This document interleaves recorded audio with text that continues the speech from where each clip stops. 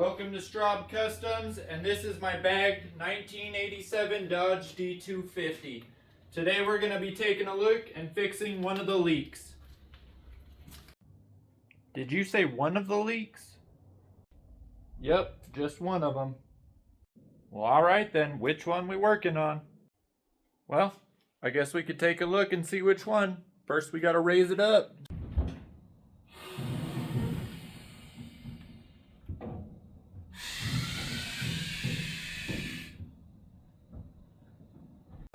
And now we can take a look under it. Do you see any? Do you see any leaks yet? Let's get closer. Is it the rear axle seal that's clearly leaking into the drum brake? Nope, that ain't it. It's got to be the leaky airline fitting then, right? I think I'll fix that one a little later. Is it the seal at the end of the transmission? No way, I don't want to go under there. What about an exhaust leak? It's missing a bolt. Nah, bolt extraction sucks. I don't want to do that. We'll save that for when I'm really bored. What about fixing that power steering leak? You did crack the line. You're thinking too small. Keep looking while you're down there. I'm thinking bigger issues. Are you aware you have an oil pan gasket leak? Get out of there. Stop pointing stuff out. I'll just tell you. I get it. I got lots of leaks. So what I got over here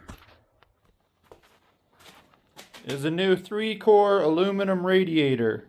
It'll do your coolant and your transmission lines. So right here I've got a crack along this seal and a crack along this seal. That one's bad enough, it's on both sides. So I'm going to try to prevent some leaking. So first we got to drain them both, and I got these really cool pans. These are like 10 bucks each, if that. They're just cement mixing pans for like mortar and stuff. You just get them at your hardware store. They'll work perfect for the quantity of coolant that's... Yeah, there's probably not much left in it.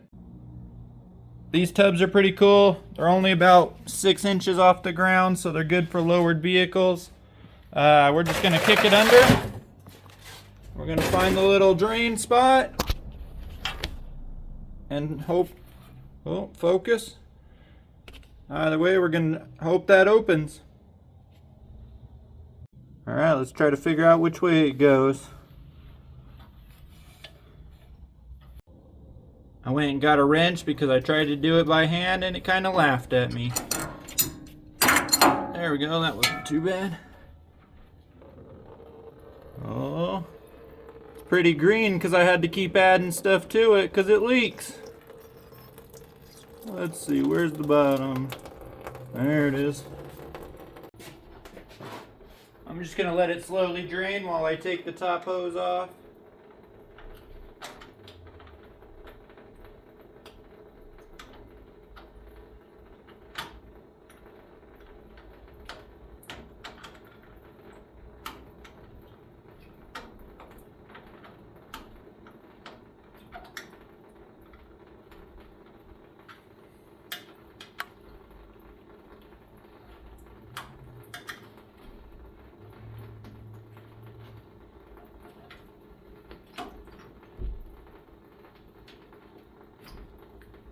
And the top one.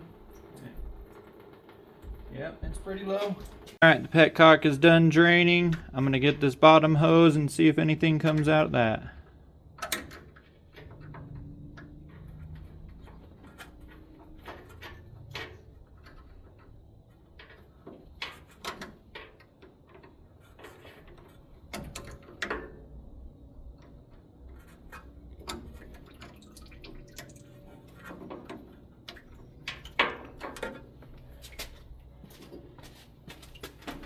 Worm gears are the worst.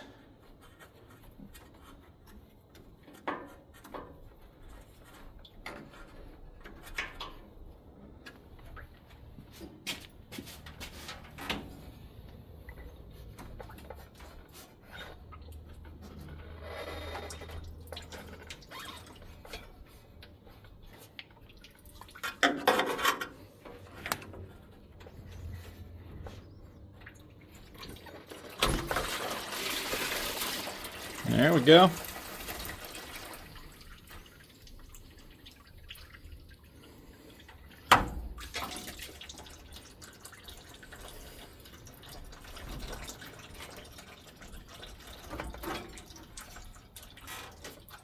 Now I got to take off the reservoir coolant line.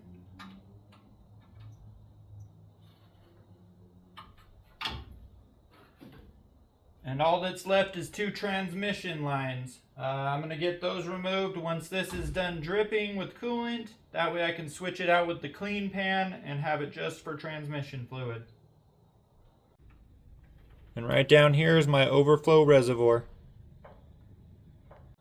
It's the next day, everything's completely drained. It decided to snow outside, that's why I'm wearing the bibs. It's cold and let's get this going. So first we're gonna pull this out. Look how green and new that was. And we're gonna slide our other one in to do the transmission line.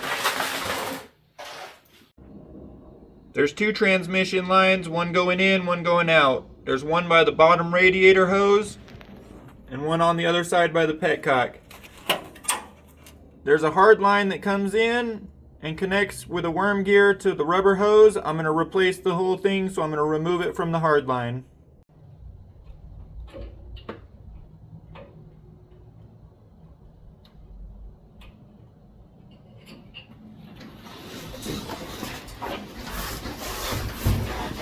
I tried wiggling those lines off. They're pretty stuck on there, so I'm going to show you the quick way to get them off. First, you get your wife's scissors.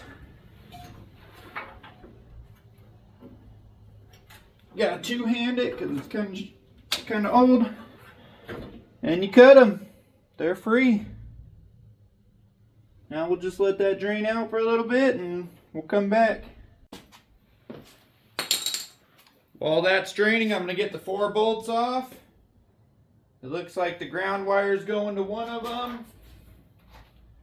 And then this should just lift right out. I don't even know which way is what.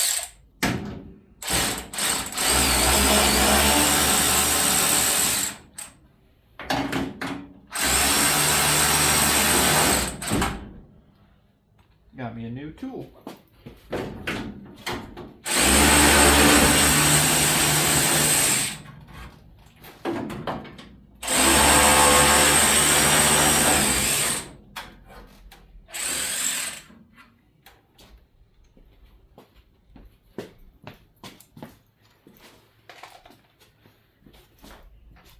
Alright, moment of truth. Is it stuck on anything? Nope, but it weighs like 3 times as much as the aluminum one.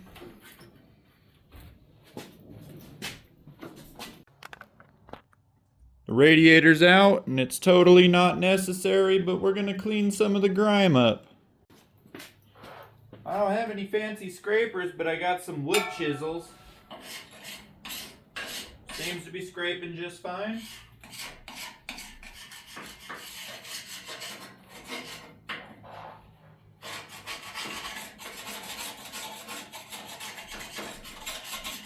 I don't do woodwork, so this is kind of what I got. I just got me some simple green. It was cheap and I buy it by the gallon.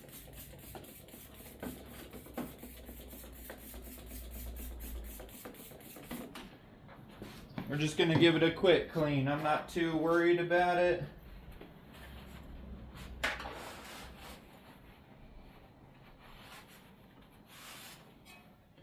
If I ever do a motor swap, then I'll get into the full clean everything right, but I just like to drive my truck and not have to worry about it. I got the radiator all pulled out. As you can see, it's not looking too good. So over here I've got a new one. We're gonna see if the bolt holes line up from the measurements I took. Alright, I think I'm gonna line up this side first.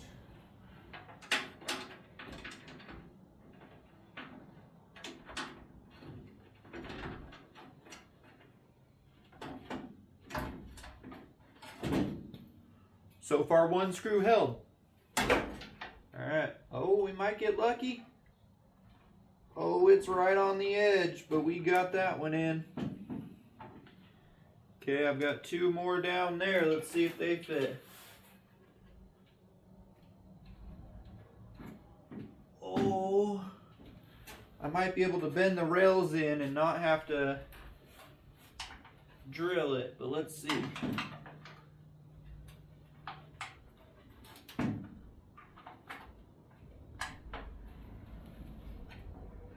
Maybe I should have started the bottom ones first. That one's in. This might be a 3 out of 4 situation. Maybe, oh, we may be able to squeeze the other one in. I don't know.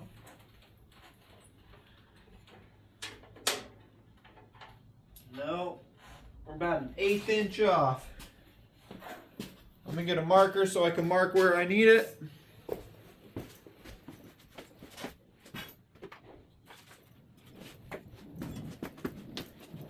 And since this one was a tight fit, I'm going to shave off just a little bit on this side as well.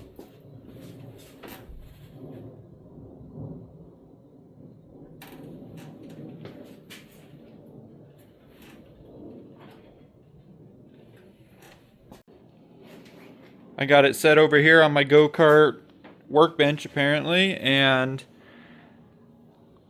those are the little notches I need to mark or file out, one on each side, and then it'll fit in there just fine. Aluminum's easy, you just kind of go in with a file.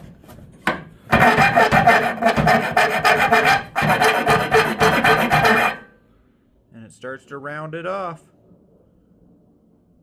Just a little bit at a time, and then I'm going to keep testing it. Okay, I've filed it and test fitted a couple times. This should be it. Hopefully. Let's get this top screw in.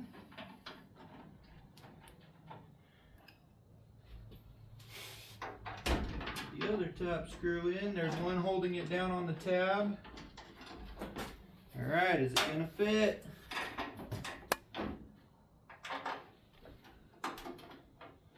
There it is, that's pretty good. I get it tightened down.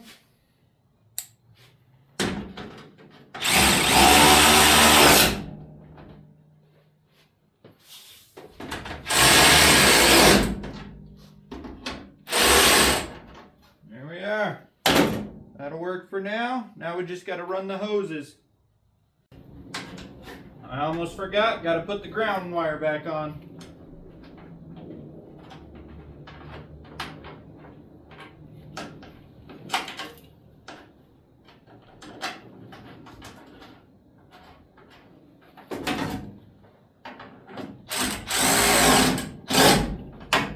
There we go. Now it's time for the hoses. I'm just going to start on my bottom radiator hose. Get that cap off. Put the hose on. I'm going to clamp it down. Now I've got to get some hose to go from there to there, and same thing with the other side. For the transmission line, I just got some 3/8 inch tubing. We're going to put it on one side, roughly mark where we need it.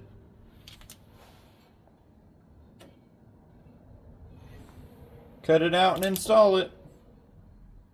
So I got new transmission lines on, and as you can see, I splurged for new worm clamps, hose clamps, whatever you want to call them. I just got to tighten up this top radiator hose, and then it's time to fill it.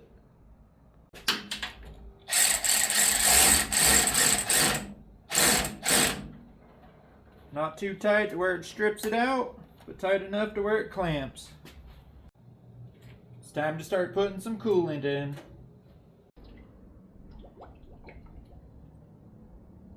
It's all topped off. I'm going to start it up, let it burp the system a little bit, get some of the air out. And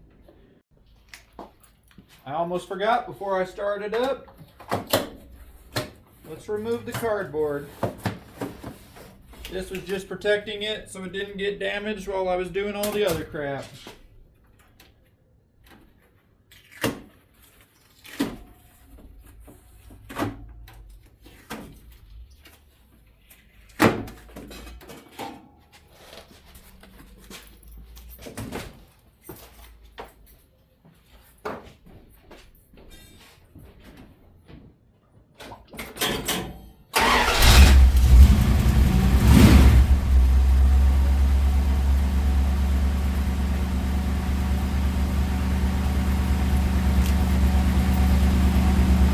I'll let it sit here and idle up for a while and let it burp the system.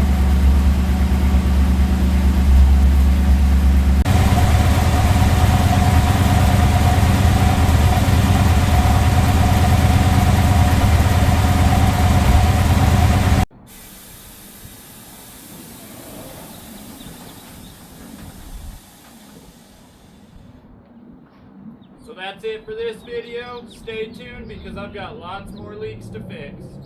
Thanks for watching Straub Customs. Like, comment, and subscribe. Catch you in the next one.